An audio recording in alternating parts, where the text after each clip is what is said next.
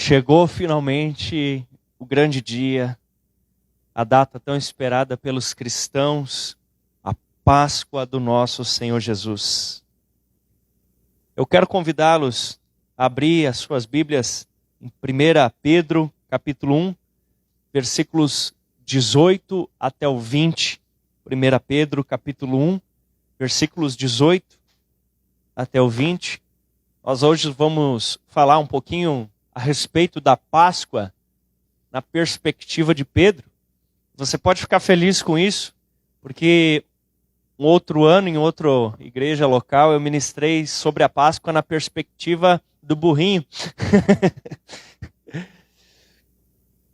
1 Pedro, capítulo 1, versículos 18 até o 20. Se você encontrou, pode me acompanhar, senão você pode ouvir, onde diz: pois vocês sabem que não foi por meio de coisas perecíveis como prata ou ouro que vocês foram redimidos da sua maneira vazia de viver, que lhes foi transmitida por seus antepassados, mas pelo precioso sangue de Cristo, como de um cordeiro sem mancha e sem defeito, conhecido antes da criação do mundo, revelado nestes últimos tempos em favor de vocês. Aleluia. Glória a Deus. Primeira coisa que vos digo hoje é que a cruz, ela está fixada fora do tempo, fora do espaço. Quando no começo da Bíblia, o famoso, Bereshit bara Elohim, quando Deus ali em um princípio criou Deus a expansão e a terra veio a tornar-se vazia e sem forma. Antes dessa criação, uma cruz, ela já existia. Eu disse para minha esposa: como vamos decorar o prédio, a plataforma para Páscoa? Ela disse: bom, já somos decorados para Páscoa o tempo todo, pois temos uma cruz ali em cima. A cruz, ela está cravada no centro do universo antes de todas as coisas. Porque aqui nos diz o texto: conhecido antes da criação do mundo. Eu quero que você entenda que a própria noção de tempo e de espaço que nós temos nos nossos dias, ela faz parte da criação de Deus. É o que nós chamamos na teologia de ex nihilo. Ele criou do nada. Ele criou tudo que existe, inclusive o tempo do nada, de si mesmo. Amém? Então, antes de que houvesse qualquer resquício da obra criada, já havia certeza de uma coisa: haveria a cruz. Amém? Você pode dar uma glória a Deus por isso? Não havia sido criado o tempo. Não havia sido criado o espaço, não havia sido criada a luz, não havia sido criado o boneco Adão feito do barro, mas já havia uma certeza: a cruz. Por que você diz isso, pastor? Porque aqui diz: conhecido antes da criação do mundo, revelado nestes últimos tempos, em nosso favor. Outro dia conversava com o Iago, não sei se ele está por aí, e ele me perguntando algumas coisas, e eu falei para ele assim: querido, isso é como se nós pegássemos na mão um gibi, uma história em quadrinho, e nós folheando aquele gibi, percebêssemos que um quadrinho não sabe o que está escrito no outro quadrinho. Mas eu estou fora da revista. Eu posso ler a última página, ou posso ler a primeira página, eu posso ler qualquer página, porque eu não estou preso na cronologia do gibi. Você consegue entender isso? Então Deus está fora do que entendemos por tempo ou por espaço. Ele é Deus, ele não é um ser humano como nós. E antes de criar todas as coisas, Deus decidiu, Cristo se apresentou como a solução para os problemas que viriam a existir.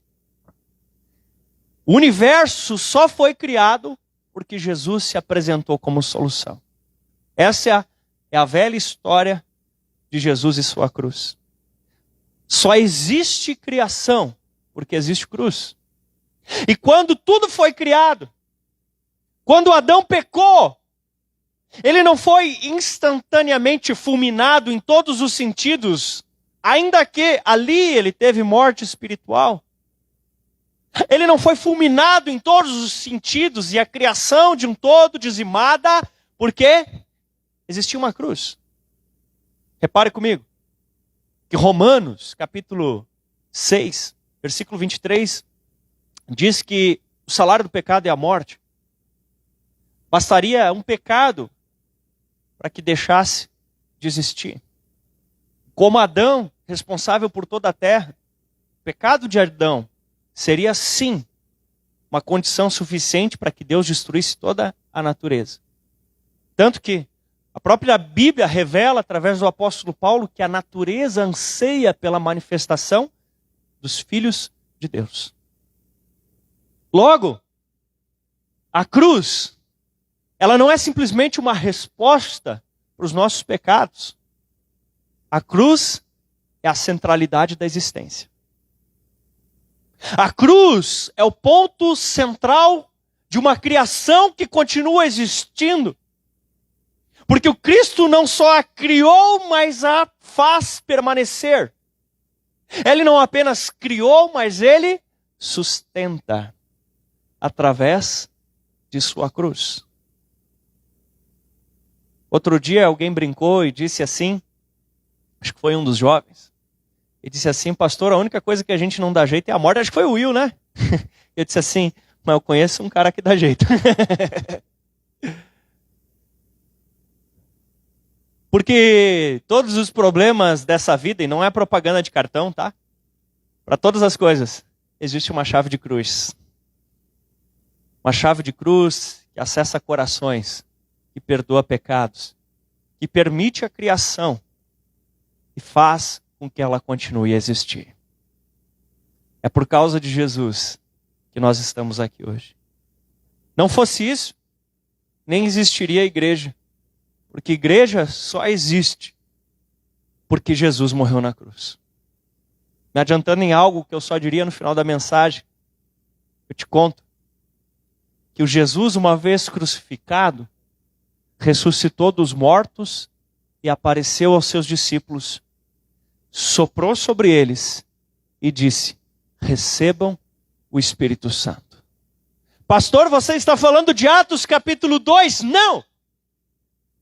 Estou falando daqueles 40 dias, nos quais Jesus ressurreto ficou aparecendo entre seus discípulos. Eles ainda não haviam recebido o batismo no Espírito Santo, manifestação de poder, mas ali eles já haviam recebido o Espírito Santo morando em seus corações. Isso só se tornou possível porque houve cruz. Porque houve cruz. Porque o ser humano, antes da manifestação da cruz, ele não podia ser morada permanente do Espírito de Deus. Mas agora, ele podia se manifestar nos nossos corações. Essa cruz se manifestou e a igreja existe. E o nosso futuro também só existe porque existe uma cruz. Aleluia. Mas, depois de introduzir, gostaria de contar um pouco a história de umas 15, 16 ou 17 Páscoas. Como assim, pastor? 15, 16, 17, não sei exatamente quantas Páscoas que um rapaz viveu. Um rapaz chamado Pedro. Pedro nasceu no meio de uma comunidade de pescadores. Pedro era um bom rapaz judeu que suava a camisa para ter o sustento da sua casa. Havia aprendido uma profissão do pai. Ele era um pescador.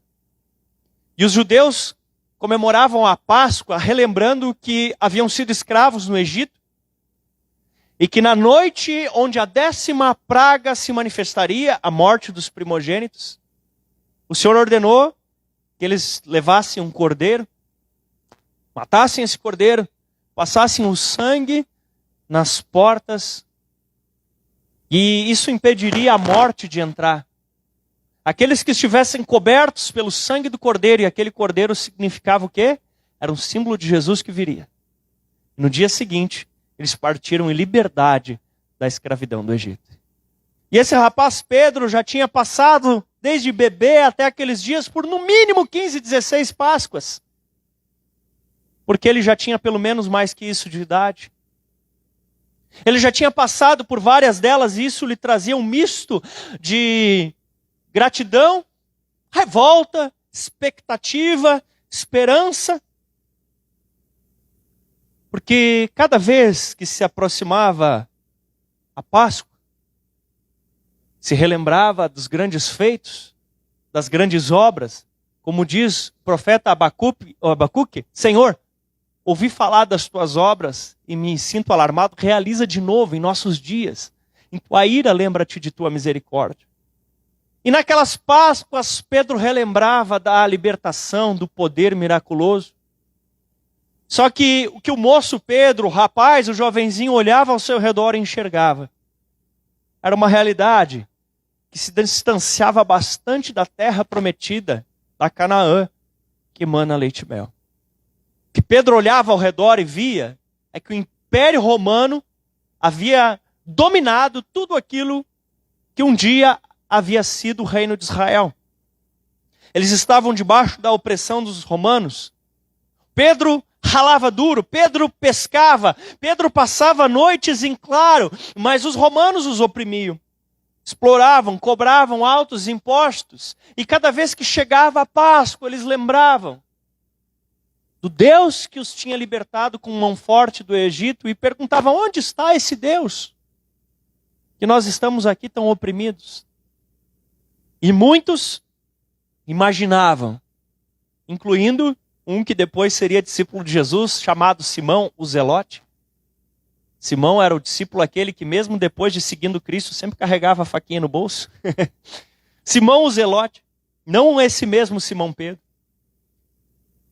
E eles imaginavam que surgiria então um grande judeu que se tornaria talvez um político influente, ou se tornaria, quem sabe, um grande guerreiro, mas de alguma forma ele enfrentaria os Césares, eles enfrentariam o Império Romano e poria fim àquela dominação, e Israel seria novamente livre. Mas esse dia parece que nunca chegava. E cada Páscoa tinha aquele gostinho de: será? Será que agora? Será que agora que vai vir o libertador? Será que agora que vai vir? Pedro era mais um rapaz indignado no meio daquela multidão. E quando Jesus aparece, quando Jesus convida: segue-me, aquilo se torna a oportunidade da vida do rapaz. Porque numa sociedade que dava grande valor aos rabinos instruídos, ter a oportunidade de ser discipulado por alguém era também uma ascensão social. E aquele jovem Pedro recebe o chamado e quem sabe seja realmente esse o Messias. Quem sabe seja realmente esse que vai trazer a revolução, que vai dar de volta o que é nosso. Mas quando começa a andar com Cristo, Pedro descobre que o que ele precisava não era de volta ao que é nosso. Porque o que é nosso é a morte. O que é nosso é a condenação. O que é nosso é o inferno. Pedro vai percebendo que ele não podia pedir de volta o que lhe era de direito. Ele tinha que receber o que era direito de Cristo. A salvação, o perdão, a santidade e a vida eterna. As coisas mudaram. Mudaram para Pedro. Mas não por fora. Não revolucionariamente como Pedro imaginava que seriam. As coisas mudaram por dentro. E o Simão, que era o seu nome, e significa aquela varinha verde que qualquer vento muda, e assim era Simão. Um rapaz que mudava de ideia, que mudava de pensamento, que não tinha firmeza moral, um rapaz assim se transforma numa rocha, que é o que significa Pedro. Ele percebe que ele não precisava de um grande político, e nem de um poderoso exército. Tudo que ele precisava era Jesus. E assim como Pedro, estamos nós aqui hoje. Percebendo que existem coisas boas e ruins, mas que tudo que precisamos é do Cristo. Que tudo que precisamos não é que nos seja restituído o que nos é de direito, mas seja nos dado aquilo que não merecíamos. E foi justamente isso que Jesus conquistou por nós naquela cruz. Porém, essa é a segunda coisa que lhe digo. Foi como que o fim do sonho. Porque toda aquela esperança, toda aquela transformação, tudo aquilo que Pedro via que estava acontecendo, agora o grande mestre havia morrido. E para Pedro, nos pensamentos de Pedro, aquilo significava o fim do sonho. Porque ele se foi e os romanos continuavam a oprimir. Segundo, porque Jesus era tudo para o Pedro e agora Jesus não estava mais ali. E terceiro, porque nas horas finais, Pedro tinha abandonado Jesus. Então era como se o sonho tivesse acabado. Mas para ajudar você, e essa é a terceira coisa que vos falo hoje, a entender um pouco mais, eu quero remontar essa cena. Quando estava chegando ali a Semana Santa, a preparação, o Senhor olha para Pedro e para João. O João era um gurizote de talvez umas 16 Páscoas. Talvez uns 16 anos, 14, 16, não muito mais que isso. O João, aliás, este. E o Pedro, um pouquinho mais velho. E Jesus pega os dois e diz: preparem para mim a ceia, que viria a ser conhecida para nós depois como a última ceia. E o que acontece? Eu queria saber o que se passava na cabeça de Pedro naquele momento. Enquanto ele ali ajeitava as coisas, enquanto ele ali preparava os pães, enquanto ele ali arrumava, o que se passava na cabeça de Pedro? A pastora Patrícia e os demais irmãos estavam organizando aqui, arrumando, preparando uma ceia com o mesmo sentido daquela, mas diferente em sua apresentação, tão bonita a mesa. Eu imagino que Pedro e João estavam com o mesmo esmero, preparando tudo, toda a dedicação, todo o carinho, todo o amor. O que passava na cabeça dele? E aí chega a famosa hora de 1 Coríntios, capítulo 11, versículos 23 ao 25, 1 Coríntios 11, 23 ao 25. O Senhor Jesus, naquela noite em que fora traído, tomou o pão e, tendo dado graças, partiu e disse: esse é o meu corpo que é dado em favor de vocês. Façam isso em memória de mim. Da mesma forma, depois da ceia, ele tomou o cálice e disse: esse é o cálice na nova aliança no meu sangue. Façam isso sempre que beberem, em memória de mim. Enquanto isso vai transcorrendo, Jesus declara que um deles trairia. E aí Pedro fala para João, sabia que João era muito íntimo, Pedro estava talvez um pouquinho envergonhado, ele diz: ô João, pergunta aí quem é que vai trair. E aí João pergunta ao mestre, o mestre fala: o que colocar a mão comigo no prato agora? Daí o Judas coloca. Naquele instante, em João 13, 27, diz assim: então logo Judas comeu o pão, Satanás entrou nele. Então logo Judas comeu o pão, Satanás entrou nele. Eu acho que esse é um dos versículos mais terríveis da Bíblia. Porque até onde eu me lembro é o único lugar que diz que Satanás entrou em alguém. Então logo Judas comeu, Satanás entrou nele. Meu Deus do céu. Judas comeu o corpo de Cristo sem discernir o que estava fazendo. Judas comeu a ceia do Senhor sem saber o que estava fazendo. Judas estava com um plano maligno de vender Jesus e por isso já tinha recebido 30 moedas de prata, que era o preço pelo qual se comprava qualquer escravo. Judas havia recebido 30 moedas de prata e ele trairia Jesus dando um beijo na face. Judas estava com o mal premeditado, ele estava planejando cometer o pecado e mesmo assim tomou da ceia do Senhor.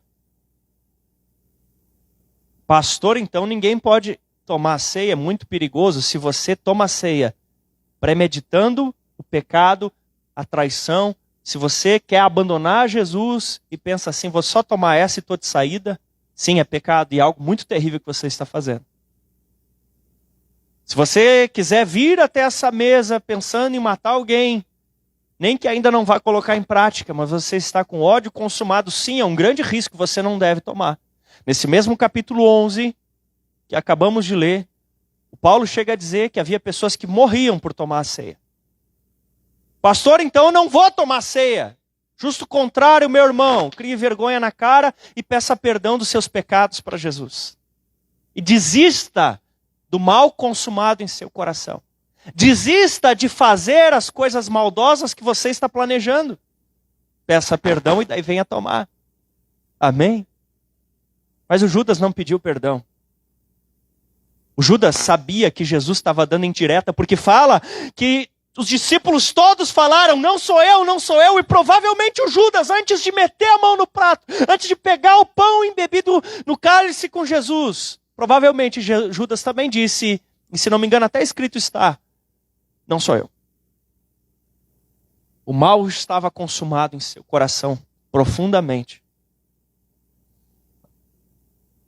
Jesus diz, o que tu tem para fazer, faz logo então. E Judas sai. E o mistério se mostra, porque então eles cantam um hino. Eu fico pensando que hino Jesus poderia cantar nesse momento. Que hino você cantaria? E quando enfim chegar a hora em que a morte enfrentarei, pensando em hinos, né, que nós conhecemos, que hino ele cantou? Que hino Jesus cantou? Após cantarem o hino, eles foram para um lugar de oração. Após cantarem o hino, eles foram para um monte, o monte chamado Getsêmani, que pode ser também entendido como a prensa de esmagar as olivas. Eles foram para aquele lugar e talvez haja lá ainda oliveiras que viram Jesus orando, porque algumas chegam a durar muitos e muitos anos. E Jesus vai até aquele lugar e tira um tempo para orar e chama aqueles discípulos mais próximos, aqueles que estavam com ele para tudo. Chama o Pedro que havia dito, ainda que todos te neguem, eu jamais te negarei. Chama o Pedrão. E diz,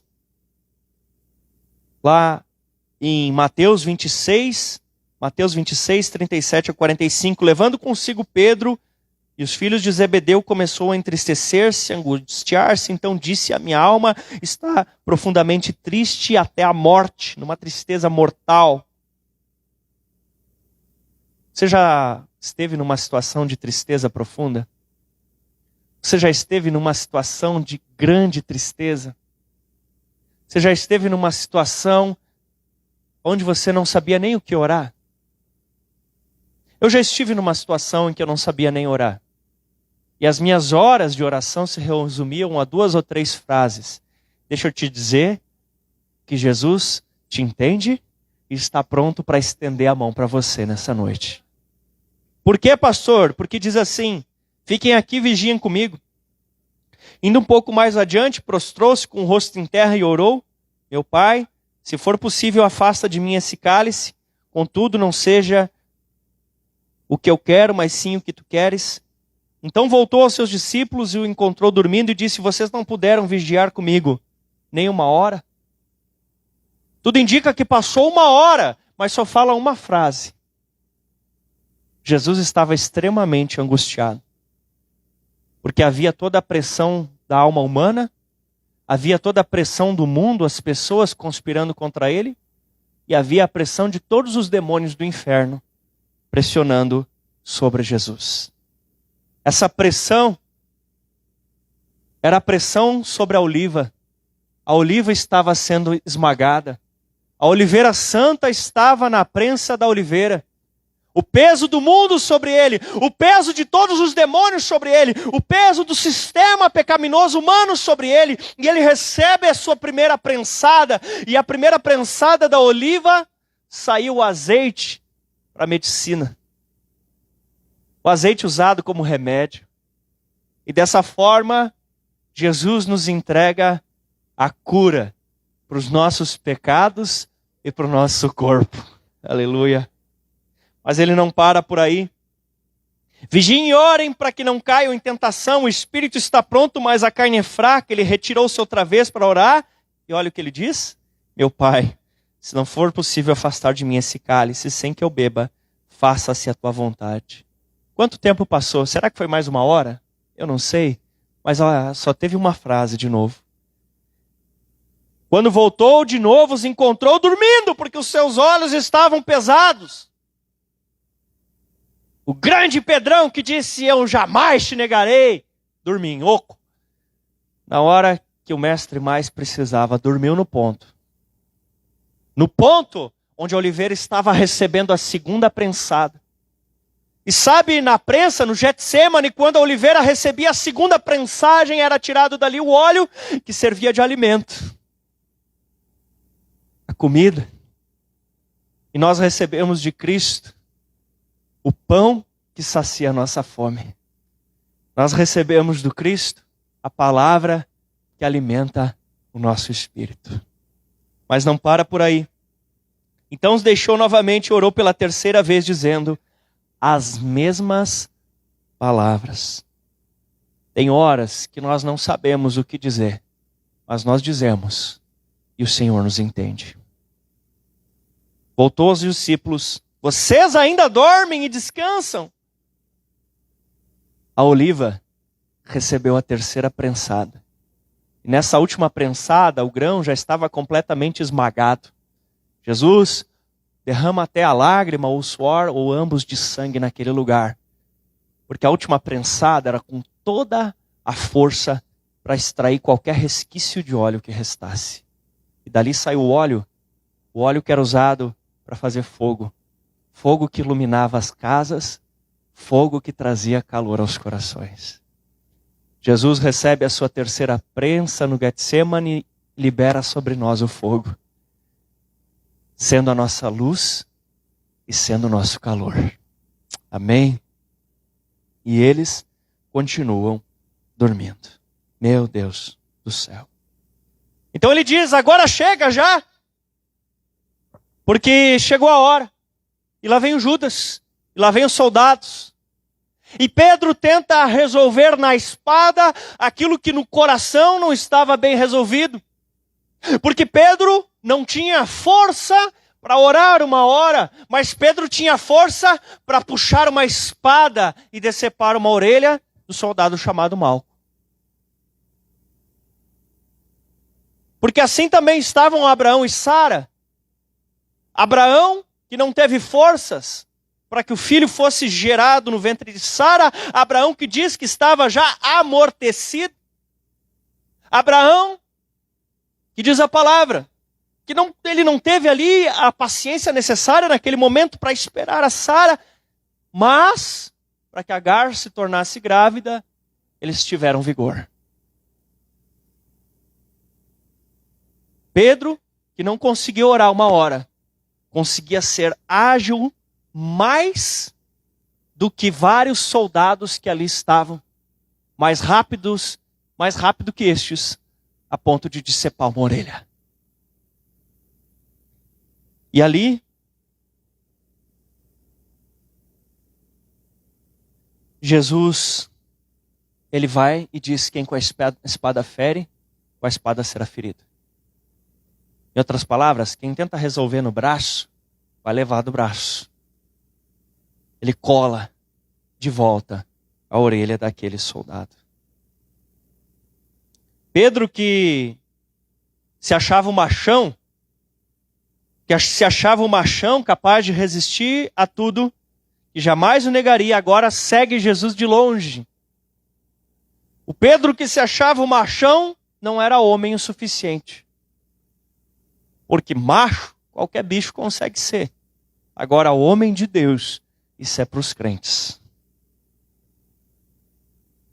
E às vezes algumas pessoas se atiram de cabeça nas coisas como Pedro se atirou. Mas diante de uma primeira dificuldade, ele se afasta. Ele não apenas se afasta, ele não apenas segue de longe, ele nega Jesus 3 vezes. E o galo canta. A Páscoa prova os corações. É difícil para nós seguir de longe. É difícil para nós negar quem nós somos. Pedro estava tão sem paz consigo mesmo que ele não somente diz que não conhecia, como ele roga pragas, invoca maldições, dizendo que não conhecia. A Páscoa prova os corações. E a Páscoa é também um símbolo do nosso batismo. E o batismo também prova nossos corações. Porque a Bíblia diz que aquele que se une na semelhança da morte de Cristo, mediante o batismo, tem no seu coração a convicção de que assim como ele ressuscitou, ressuscitará no último dia diante dos mortos. Mas ter a coragem de passar pelo batismo é ter a coragem de seguir Jesus de perto, de colocar uma aliança no dedo e rejeitar todo compromisso diferente disso. Você está pronto para seguir Jesus de perto e descer as águas? E quando Pedro nega Jesus, o galo canta. E quando o galo canta, diz que Jesus o olhou e o amou. Aquele Jesus que havia sido julgado, aquele Jesus da coroa de espinhos, aquele Jesus espancado, aquele Jesus. Olha, Jesus olha para Pedro e diz a Bíblia, olhou e o amou.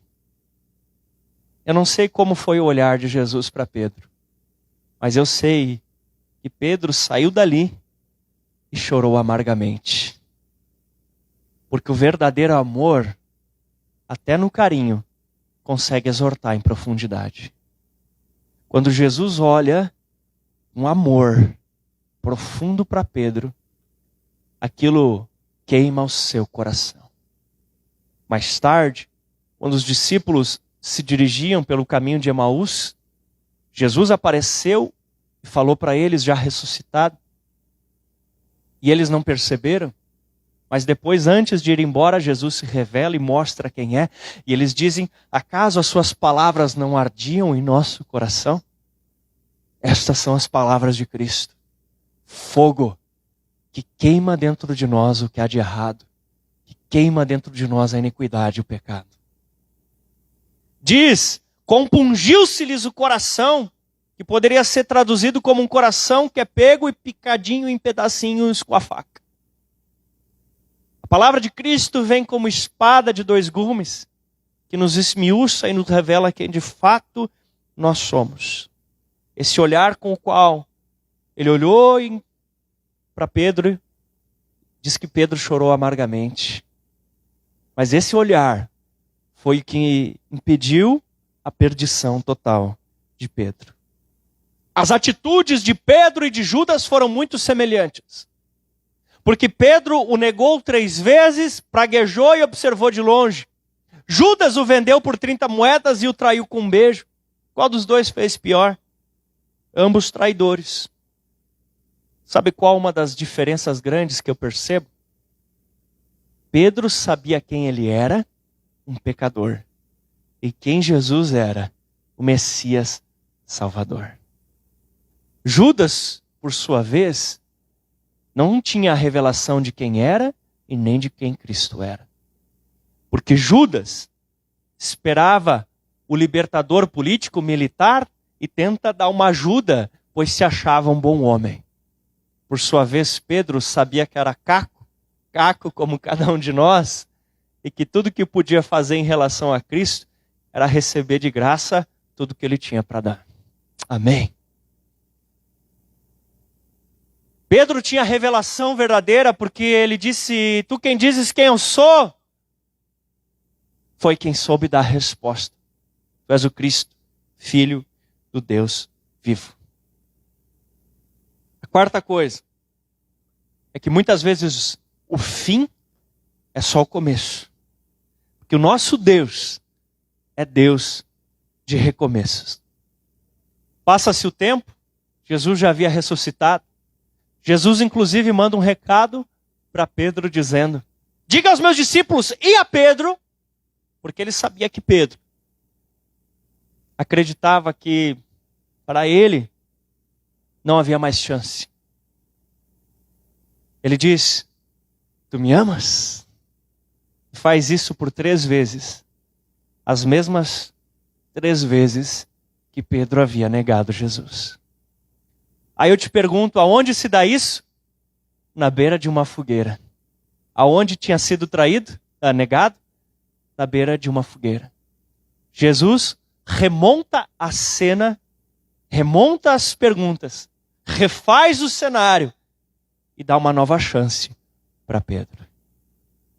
Talvez essa noite se assemelha muito à noite em que você entregou a vida para Jesus. Jesus oferece para você hoje: volta para casa. Volta para casa. Volta para Jesus. Entrega a vida para Jesus. Volta para Cristo. E Jesus deixa implícito o tu me amas com o pastorei as minhas ovelhas. Jesus atrela cuidar dos filhos de Deus ao amar a Deus. Você ama Jesus? Ajude a cuidar das ovelhas de Jesus. E diz em João 19, 22, e já estamos bem próximos do final. Ao cair da tarde daquele primeiro dia da semana, eles já tinham costume de reunir no domingo. Estando os discípulos reunidos de portas trancadas por medo dos judeus, Jesus entrou, já ressurreto, pôs-se no meio deles e disse: a paz esteja com vocês. Tendo dito isso, mostrou-lhes as mãos e o lado. Jesus não havia sido ainda glorificado, ele estava apenas ressurreto. Suponho eu que glorificado ele não tem mais os furos. Os discípulos alegraram-se quando viram o Senhor. Novamente Jesus disse: paz seja convosco. Eu acho que eles deu aquele silêncio, o grilo cantou, e aí Jesus falou de novo a mesma coisa: paz seja convosco. E ele disse: assim como o Pai me enviou, eu os envio. E com isso soprou sobre eles e disse: recebam o Espírito Santo. Lembra que eu falei lá no começo? Agora, eles não eram apenas discípulos que tinham fugido e seguido Jesus de longe. Agora eles eram discípulos que escutaram: recebam o Espírito Santo. E assim como você que já entregou a vida para Jesus, o Espírito Santo passa a morar dentro do coração deles. Não ainda dando dons, mas morando e garantindo a salvação. Aleluia. O Pentecostes, esse só veio 50 dias depois da Páscoa. Mas o Espírito morar nos corações, para nós hoje, vem a partir do momento do novo nascimento. Quando você recebe Jesus como Senhor e Salvador da tua vida, o Espírito Santo passa a morar dentro do teu coração. E o Espírito de Deus, dentro do teu espírito, garante a você que você é filho de Deus e clama: Abba, Pai, Paizinho querido. Romanos capítulo 10, versículo 9 diz: se com a sua boca você confessar que Jesus Cristo é o Senhor e crer em seu coração, você será salvo. Talvez muitas vezes na sua vida você já tenha dito: eu acredito em Jesus, eu creio em Jesus, eu sou de Deus. Mas eu te pergunto se de fato você já nasceu de novo. Se de fato você já abriu a boca e chamou Jesus para morar no teu coração. Hoje é o dia de voltar para casa. Hoje é dia de nascer de novo. Hoje é dia de arrepender-se dos seus pecados e de participar da mesa do Senhor. Jesus Cristo morreu? Sim, morreu por nós. Mas ele já sabia que faria isso antes de nos criar. E entendeu que para estar com você, para ver você por toda a eternidade, valia a pena morrer numa cruz. Mas ele não está mais morto. Ele ressuscitou. E nós podemos nos encontrar com ele no céu, se aqui em vida nós o confessarmos. Convido você a fechar os teus olhos e reconhecer o senhorio de Jesus sobre a sua vida.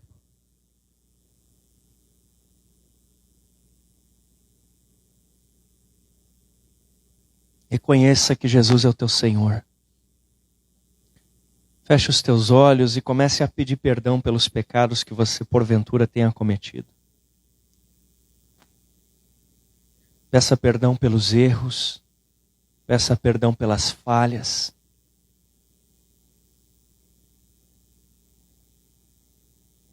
Se você hoje deseja voltar para Jesus, se reconciliar com Jesus, repita essa oração.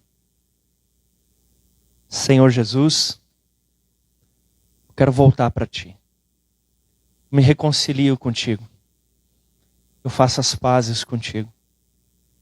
Perdoa os meus pecados e me salva. E você que hoje quer receber Jesus como teu Salvador, você que quer ter a experiência que eles tiveram no momento em que Jesus soprou e disse, recebam o Espírito Santo. Você que quer ter o Espírito Santo de Deus morando dentro do seu coração e quer entregar a tua vida para Jesus.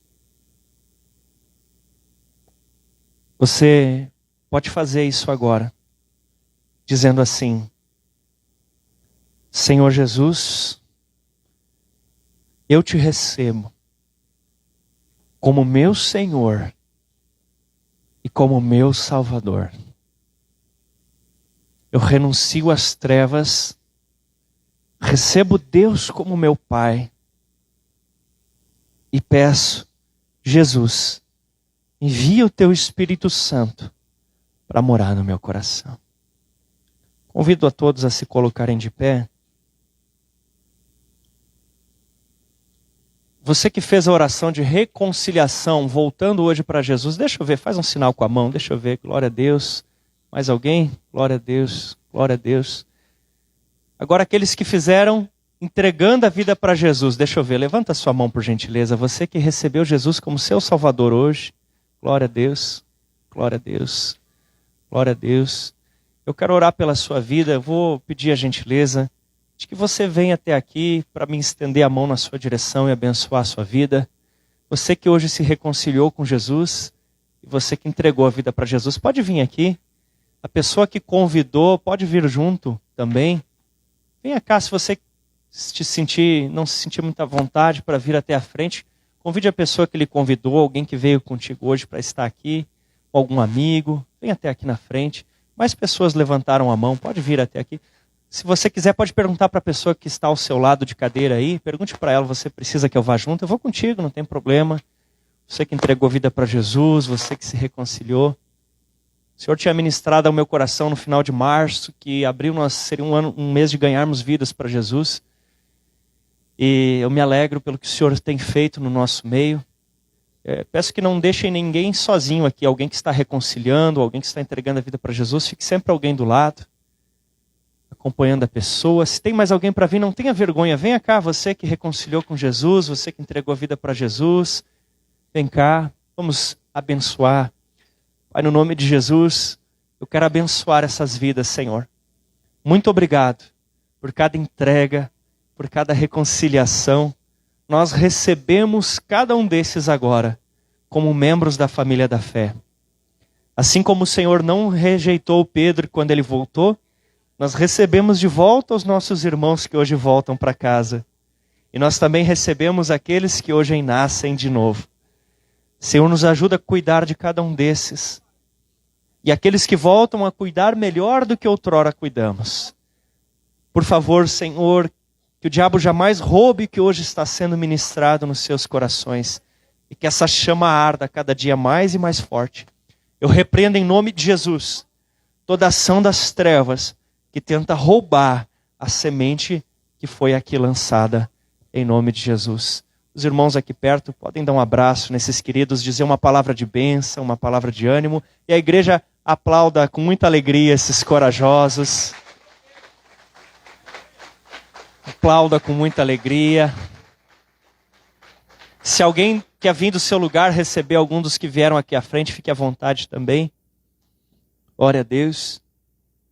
A todos os demais, eu ainda te convido a ir no seu lugar mesmo. Assumir com Deus um compromisso de se entregar ainda mais a Ele. De honrar ainda mais a Ele por tudo que Ele fez na sua vida. Feche os teus olhos, Pai, em nome de Jesus. Eu te peço, Senhor Deus amado, que cada um de nós que hoje estamos aqui, Senhor, possa viver uma vida que vale a pena, possa viver de um jeito que vale a pena, possa honrar o teu sacrifício por nós naquela cruz.